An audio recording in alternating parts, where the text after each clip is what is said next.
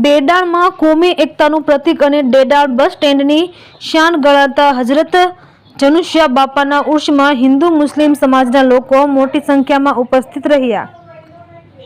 આ પ્રસંગે જામુરના પ્રખ્યાત સીધી બાદશાહની ધમાલ સાથે બદરુદ્દીનભાઈ મુલતાની ઘરેથી સંદર શરીફ કાઢવામાં આવ્યું હતું, જેમાં ડેડાણ રાજવી પરિવારના દરબાર શ્રી જયરાજભાઈ કોટીલા, મહેશભાઈ કોટીલા અને બ્રહ્મ સમાજના પ્રમુખ દત્તેશભાઈ જાની, શૈલેષભાઈ સોલંકી સહિત પધારેલા તમામ સમાજના લોકોને મુસ્લિમ સમાજ પ્રમુખ અયુબ ખાન પઠાણ સોરઠિયા, ઘાંચી સમાજ પ્રમુખ મજીદભાઈ ટાક, ગુલાબભાઈ ખોખર, ઇસ્માઇલ લખા પઠાણ, યુનુસ બાબુ, ઇમ્તિયાઝભાઈ ખાન પઠાણ, હારૂનભાઈ સમા, યુનુસભાઈ બાવંકા, બહાદુરભાઈ હિરાણી, મોહસિન પઠાણ સહિતના આગેવાનો દ્વારા તમામને આવકાર્યા હતા।